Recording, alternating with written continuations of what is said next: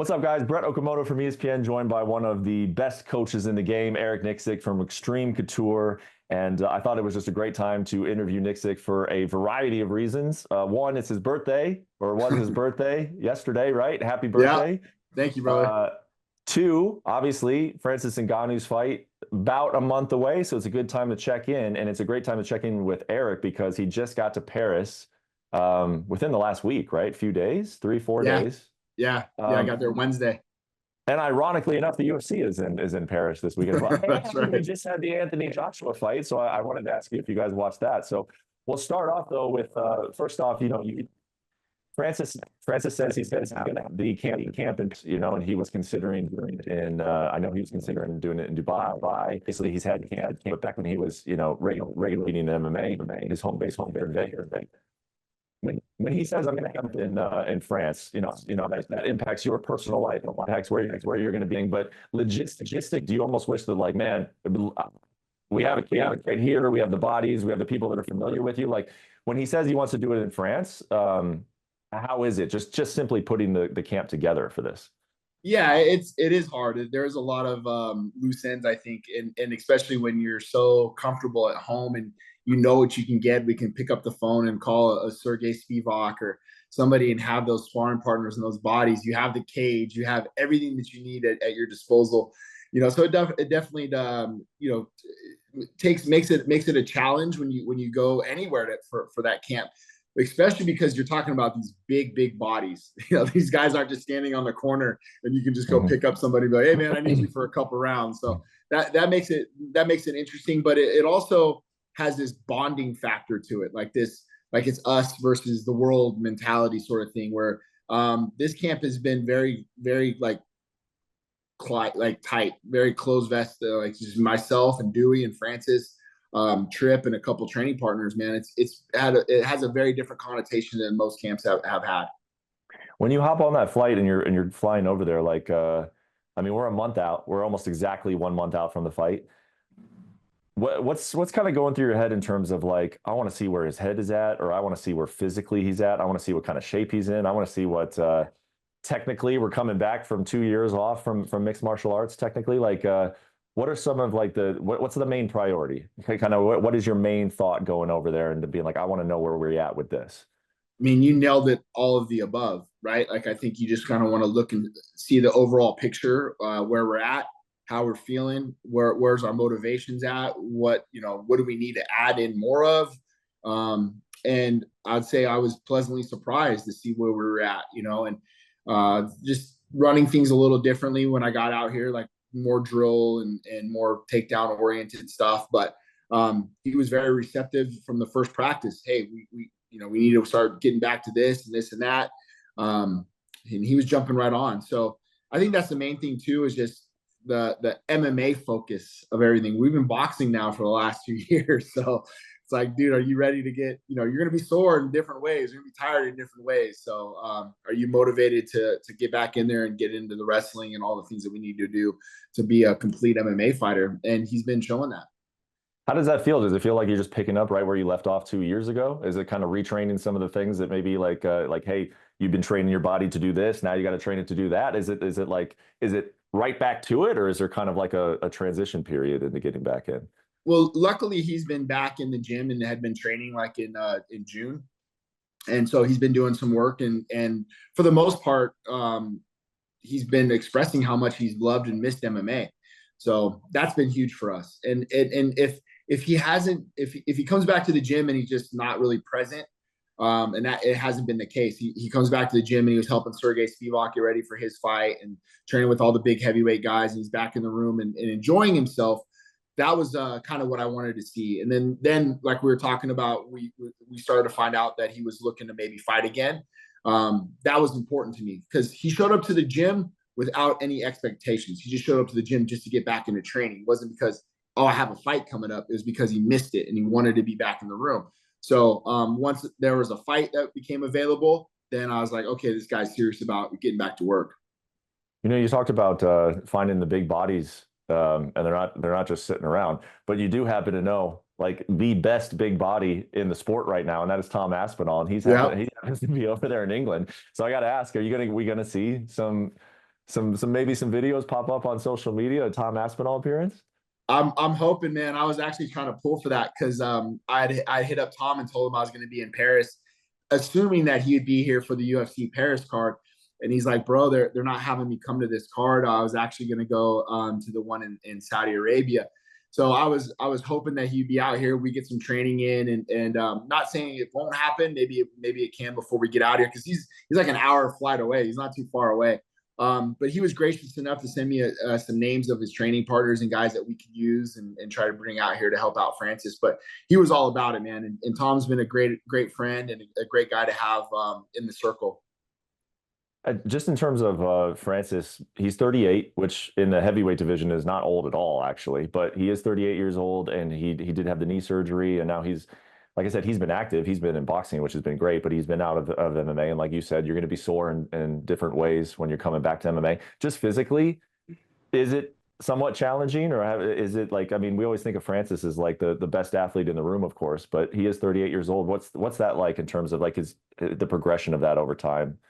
He's done such a great job of not getting too far out of shape. Like right now, he's like 250, 259, 258. Like that's his goal. Like he want, or maybe he's a little heavier than that, but that's his goal where he wants to be come fight night. And that's, I remember when we fought Jarzinho before the fight got canceled, we were about 258, 255, you know, and then the fight got canceled and pushed to Jacksonville. And I think we ended up weighing in. So around that weight. So he's in really good shape, man. Like he's done a good job of not getting too far out of camp or too far out of shape where it's like it takes trips so much longer to get him back and ready to go. So he's been super motivated and doing everything he needs to do, especially in the strength and conditioning aspect. Man, you coach so many guys. I see you at, obviously all the UFC fights, but then I see you at a lot of PFL fights as well. Um, how long have you been kind of looking at Renan Ferreira? I mean, obviously when Francis signed with PFL, we're like, who's he going to fight? When you would go to these events, did you kind of like, Yeah. might be that guy? Was that not a thought on your mind?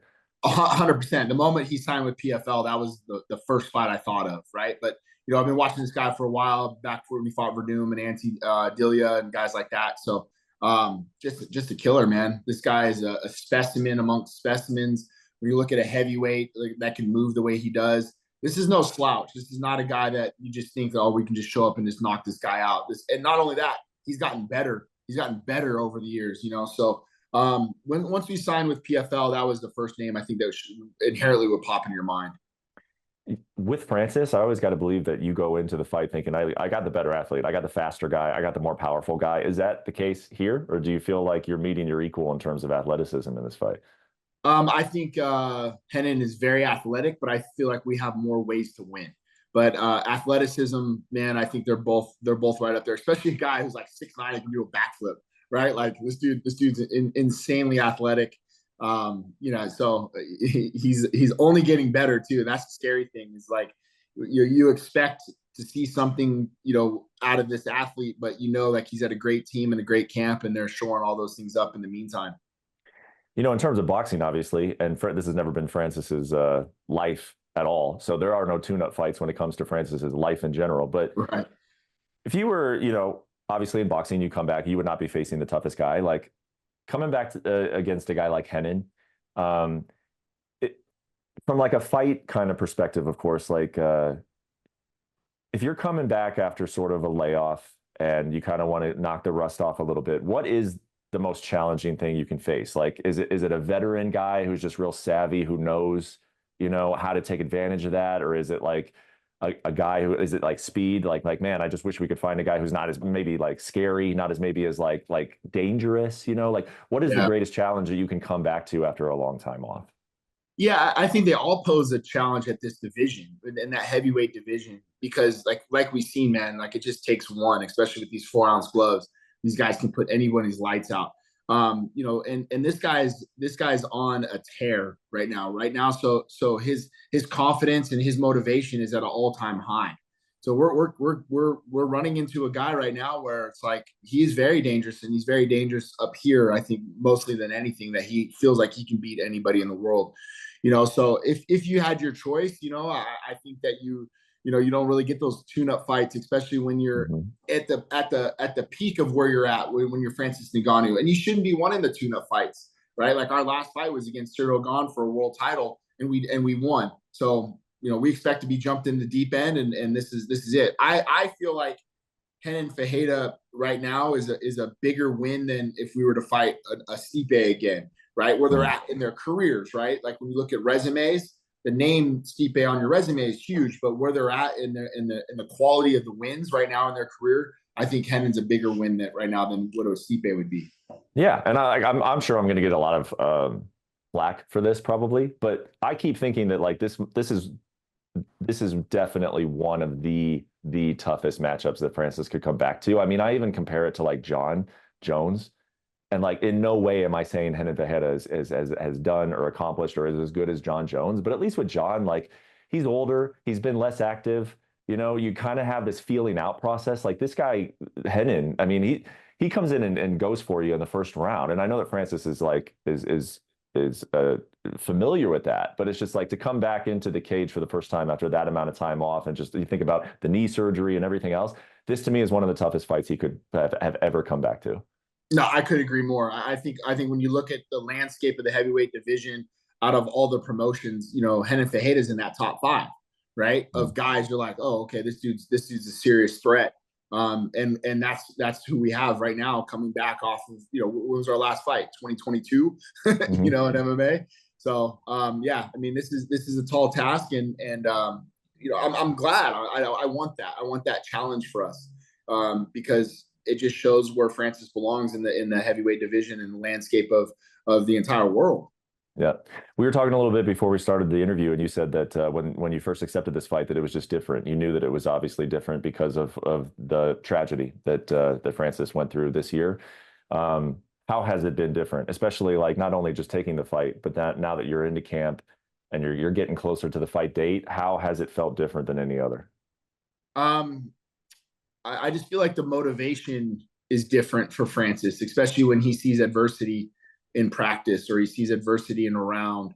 I just feel like he has this edge to him about him, that whatever he's going through in the moment when it comes to MMA will never be to the gravity of what he's gone through in his life, like those things, the MMA things now seem easy, right? It's like, I can get through this because of what I've been through in my life. And our focus and our motivations are all, I think we're all tied in with Francis and what we want to do in this fight and go out there and perform for Kobe. But win, lose, or draw doesn't affect like what he's been through, right? Like it doesn't change anything. I don't know, man. It's just such a different feeling.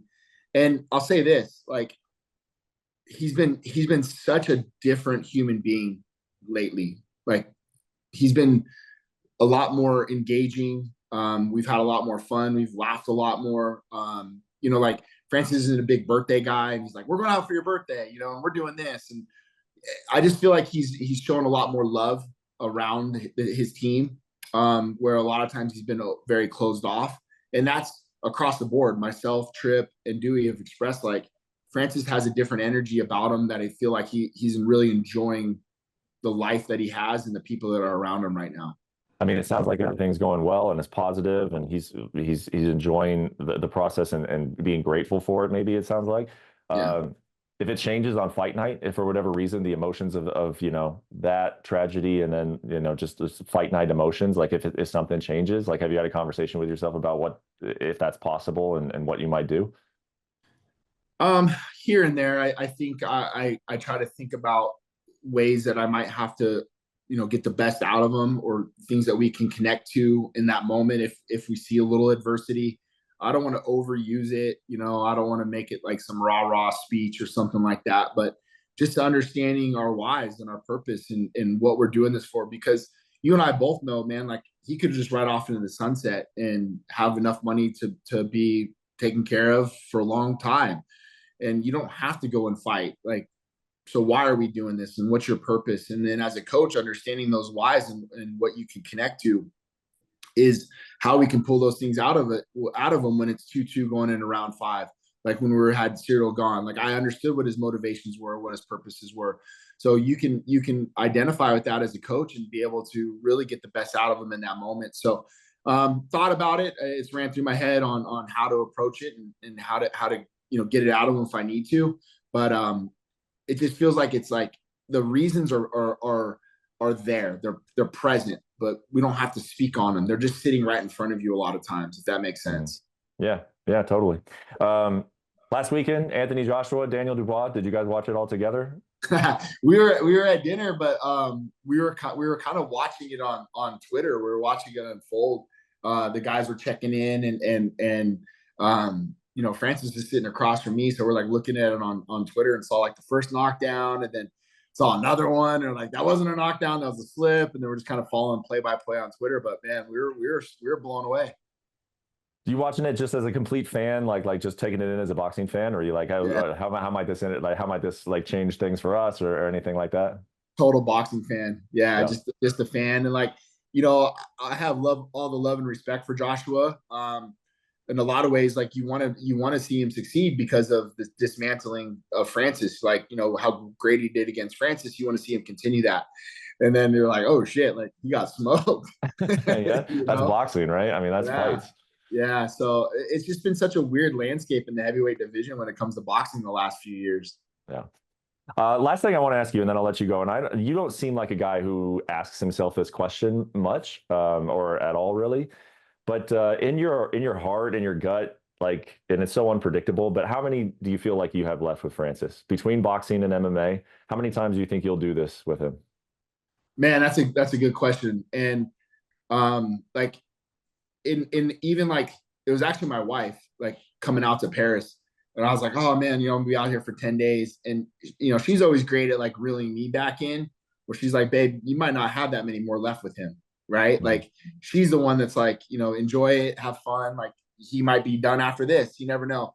My thought on it is, I think maybe depending on how this fight goes, let's say we win, I say 2 more in MMA, and then I say 2 more boxing. That's kind of where my thoughts are on it. Go out and beat Renan and defend the belt.